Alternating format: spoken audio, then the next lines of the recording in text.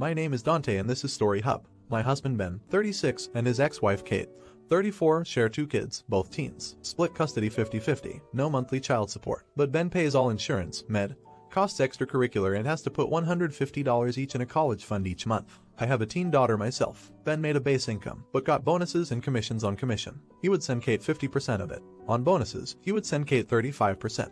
This was not court-ordered, but very regular. Well, Ben was in a wreck. Couldn't work 5 months, got fired. Legal, called lawyer. Took 3 months to find another job that could cater to his new disabilities, but took a huge pay cut and no more bonuses and commission. I paid all bills plus his child obligations, even the average sum of what he sent Kate extra per month. During this time, after realizing his pay wouldn't recover, we talked to Kate and told her we can no longer afford to send her extra. As we weren't making it, she seemed to understand. During this time period, my child turned 16 and saved up $4,000 for a car. I've always promised to match whatever they save. This money was already put away. We got a car for $6,000. My kid pays her own insurance and gas. Ben Stein's daughter saw and somehow got late to lease her a car. In fairness, Kate didn't consult us about it. The next month, she hits us up for money. After some discussion, she assumed we figured out the money after seeing us buy my daughter a car. We explained that's not the case, but she got so angry cursing us and ended up taking us to court for child support. The court determined that Kate makes significantly more than Ben and she needs to pay $300 a month in child support for him and reimburse insurance. His past income didn't matter since he's now considered disabled. It's been about 3 months since and Kate's entire family is blowing us up, telling us how horrible and evil we are, that Kate is being threatened with eviction and Ben's daughter's car is being repoed. They say it's my fault because Kate only leased it since she expected us to keep paying, that her paying child support means she can't afford a rent. And I'm spoiling my daughter by playing favorites. Kate also says that my income plays a role since the kids live with me 50% of the time. So I'm horrible to deprive the kids. This makes me feel horrible. Am I the idiot here? I could pay, but I wouldn't be able to save since I'm paying more since Ben makes way less. Not an idiot. Spouses have nothing to do with the financial responsibility of a child. The bio parents are responsible for child support point blank and it's their own damn fault for assuming anything. Honestly, your husband was more than generous before the accident. Like, really, had it been me, my ex wouldn't have seen any of my bonus or commissions. She screwed herself in taking all the court. She made her bed. Let her lay in it. She sounds very greedy and entitled to me. And you all are doing 50-50. She's lucky she saw anything. I'm honestly shocked. Exactly. Any bonus or commission extras I'd be putting into a college or savings account or directly buying things the kids needed, e.g. nicer upgrades for things they need for a sport or hobby. I wouldn't have just handed it over directly to the ex. I hope that the extras were documented for when they went to court.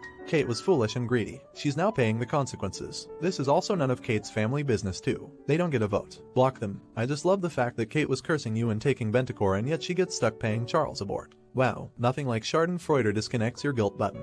You have nothing to feel guilty about or horrible about. Kate brought this on herself. You should not have to suffer. Honestly, Opus should tell Kate's family that if they're so concerned then they can help Kate out financially. Then block them. Hello. Well, Kate makes significantly more money and somehow can't support fewer people. She's asking the one who makes significantly less to support her now. She just wants to live above her means. Karma bit her butt when she was greedy. Now for the next story. I, male teen, who recently got my twin sister expelled from school after reporting her for the bullying she did. I don't think I did anything wrong and my grandpa 72 male is on my side. But my parents, both 40, think I betrayed my sister. My sister has never been the nicest person. She got in trouble for bullying in elementary school and earlier in middle school has gotten detention and ISS before. But this is the worst punishment she's gotten so far. She can be mean to our siblings and cousins too if she wants to. We're in 8th grade now. A few weeks ago I was playing basketball outside during lunch, which we're allowed to do. Me and my friends were having a good time when we saw a boy crying on the grass. Me and my friends won't see what was wrong. This boy was telling us about how he was bullied by a group of kids for being preppy post skincare routines on TikTok. Starbucks, iced coffee generally seen as a more feminine male aesthetic. Kids were calling him gay and slurring when he's not gay. We told him we thought he was cool. He started discussing skincare and fashion with us. We don't know much about it, so me and my friends were trying to talk about Nike and stuff about fashion. We did know mostly sports stuff and he actually knew quite a bit about it. Said he started taking courses at a local college about fashion history. He's also the same age as us. After we calmed him down, we asked if he wanted to play ball with us, and we were amazed at how good he was. He said he's not really into sports, but he was so naturally good. Had us playing our hardest, and scored against a few of us when playing in teams. We encouraged him to potentially try out for the team in high school, and he said he'd consider it. Over the few weeks, we've started to hang out with him more and more. We rode about the park playing with him and he dropped his phone. One of my friends picked it up and unintentionally opened up the messages on Instagram. Since he got a notification for it, he saw someone text him. Awful stuff. The boy noticed my sister was one of the kids sending him the messages. We told him it wasn't okay and that we would go to AP with him. My sister and her friends were called into the office and they all got into a bunch of trouble. It was her 3 other girls and 2 other boys, one of which is her boyfriend. My sister was the ringleader and the cruelest, so she got the harshest punishment and was expelled. My mother and father said I shouldn't have gone to AP and instead talked to them. My grandfather has a different perspective since he was involved in progressive progressive activist groups in his teen years and college years. And while he's straight, he saw his gay friends get bullied and was horrified about what she was doing, even though it was to a straight boy. My sister is calling me an idiot, a snitch, and says she hates me. My friends are reassuring me we did the right thing, not the idiot. Really quick, if you're enjoying the video, don't forget to drop a like. I think you did your sister a long-term favor. If she never has any consequences, how will she learn? If your parents always coddle those behaviors, she won't see a reason to change. Even now it seems like she has no regard for the person she hurt. She's only mad that she's in trouble. You did the right thing. Your sister sucks and she should be punished. Betrayal. How about she learns how to be a decent human being? Sounds like she's only mad because she got caught and is in trouble. Does she show any remorse to the person she hurt? Your sister has been doing this a long time and she hasn't changed. Your parents obviously didn't solve anything from the past, so what good would it do just to tell them anyway? Stand proud for what you did. We need more people like you in the world. You didn't get Sis expelled. She did. If you hadn't been there, your friends still would have asked him to join them, and Sis still would have been caught. Your parents protecting her from the consequences of her actions will make her worse. Also, huge props to you and your friends for not only talking to him, but including him in your group, even though he has different interests. Not everyone at your age would do that. And your grandpa sounds like an amazing person and the best role model. Now for the next story. I am 25, female, and have 4 older siblings. Seeing my parents regret having kids and struggle financially and physically, I realized at a young age I didn't want children. I love kids and spoiling my nieces and nephews is what keeps me alive. But I've never wanted any on my own. I worked my whole life set on one career, so why would I give it up for 18 years of regret? My husband doesn't want kids either, but he too loves our nieces and nephews. Well, my mother-in-law is a strong believer of man being the breadwinner and woman being a stay-at-home mother and housewife. She's very old-fashioned and so is my husband's sister. My mother-in-law doesn't have any respect for me after finding out that I won't be having kids. Every time I see her, she makes comments like at your age I already had kids or what are you even doing with your life with no kids? It annoys me, but my husband says to just ignore it and we only have to see her at family events. Now here comes the bad part. My father-in-law never wanted kids, but the mother-in-law baby trapped him and when my husband was 10, they divorced. Mother-in-law was depressed for a very long time and is still in love with him.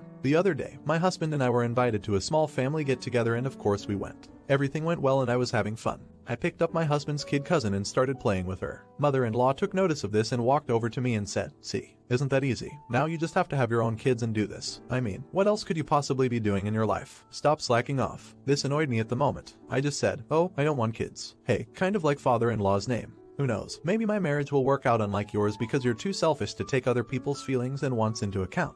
Mother-in-law stood there absolutely dumbfounded before bursting into tears. Everyone immediately rushed over and when mother-in-law told them, some laughed and some were mad. I felt so awful I wished I'd never said it. My husband dragged me to the car and said that although she had it coming, I could have found something else to say instead of absolutely tearing into her like that. I've received a few messages saying the same thing, but mostly calling me a messed up idiot. So am I not the idiot that was long overdue, and if your husband had handled his mom sooner and not let it go on for so long, it all could have been avoided. Just ignore it, is the biggest cop-out from husband. I feel like a lot of bad situations on here could be avoided if someone really handled things sooner before the ultimate burst. Many times my husband would say, if that were me, it would never even have gotten to that point. But I also get it. It's hard for people to really put up and enforce their boundaries, especially in a strong, assertive, yet respectful way. Took me many years. Not the idiot opus, it's always the worst when people who constantly degrade and belittle others are absolutely beside themselves, when someone has the audacity to be honest with them. She was counting on you never saying anything to challenge her. Well, color her surprised. What family doesn't realize is that she's been bleeding you with 1,000 cuts and you finally retaliated with a club to the face. You've probably taken more damage and suffered more pain, but that kind of blunt force trauma is more visible. That's why they think you're worse. The wife and I don't want kids, and according to someone, I appear vaguely menacing when I tell people off. Now for the next story. I'm 19, female, a current college freshman, and I'm part of a student committee that reaches out to incoming students to help them transition into the school for low-income students, defined as kids who will be on 100% financial aid when they come here. We're supposed to ask if they want to be a part of special programs for low-income kids. A lot of programs exist to help them when they arrive. I met with an incoming student, 18, male, whose family income is around $65,000 a year. The cutoff for full financial aid at our school is an income of $70,000, and students with family incomes of up to around $200,000 typically get some percentage of aid. As one of the students on 100% aid, he's marked as low income and will be in the most economically disadvantaged 20% of students here. I was supposed to ask if he wants to be considered for special low-income tutoring programs, low-income social organizations, and other programs for disadvantaged kids. Our school offers a lot, since low-income kids usually struggle the most with their grades and getting involved when they arrive. The kid became very upset and started saying he's not low-income or disadvantaged and his parents have good jobs. He was extremely offended. I wasn't trained on what to say in such an instance, and it was awkward, so I just had to be like, well, your profile right here says you are. And he was mad. He was super upset when the meeting ended, which was counterproductive. Thought the idiot, but your school couldn't have named it any better. Hey, do you want to sign up for Poor Kid Help? You want government cheese, you poor bastard. Or hey, we got stuff for poor people like you. Poverty McPeeface. I was 100% on financial aid, and no one referred to me as low income ever. Hello? Well, seriously, though, this will be a lesson for Opus, albeit a tough one. The way I put it to that young man was so offensive. I also didn't care for the implication that kids from poorer households don't do as well in school. That's stereotyping at its finest and so freaking untrue in my opinion, regardless of what will inevitably be quoted from statistics by someone here in the comments. I came from a very poor household, a daughter of a single mother who was a waitress her whole life, and I got straight A's, graduated with high honors, and did very well for myself without all the extras. For poor people, you get what you work for. Sorry, you are an idiot. No idiots here. You were just doing your job. He has every right to be upset. It's interesting, because I wouldn't consider someone making $65,000 a year low income. Some Googling is showing me that 54% of families in the US in 1920 had an income of less than $75,000.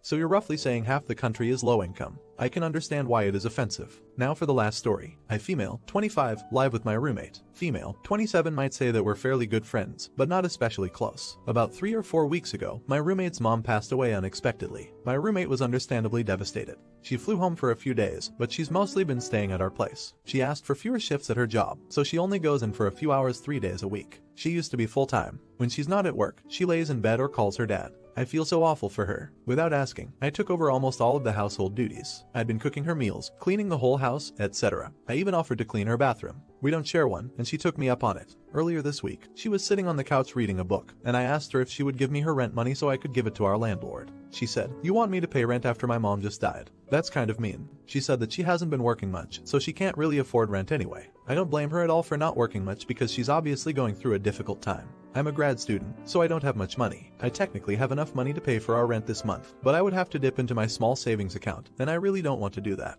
Also, I'm nervous about setting a precedent where she thinks it's okay for me to pay all of our rent and utilities. Our rent was due on the 1st, but I asked our landlord for a 2-week extension, and he was willing to be flexible. So now our rent is due on the 14th. My roommate still keeps insisting that I should cover it because she's grieving, but I keep pushing back and insisting that she pay her part. She caught me as an idiot, and our mutual friend also said I should just suck it up and pay her part. So am I an idiot for not paying her rent? Not an idiot at all. Sure, she's upset, but she needs to pitch in with the rent as long as she's staying. You've been kind to her by doing all the extra chores, but she owes you the rent money, and as harsh as it sounds, she doesn't get to wiggle out of it because of her personal problems. You don't magically have more money just because her mom died. Make dipping into your savings the absolute last option, and definitely don't offer it to her as a solution. You will need that money if this living situation falls apart. Opus, if she thinks she should be exempt from paying rent because her mother died, then she can take that up with your landlord. Of course, she won't do that though, because she knows that's ridiculous. Tell your landlord the situation and stop being the middleman for her manipulation.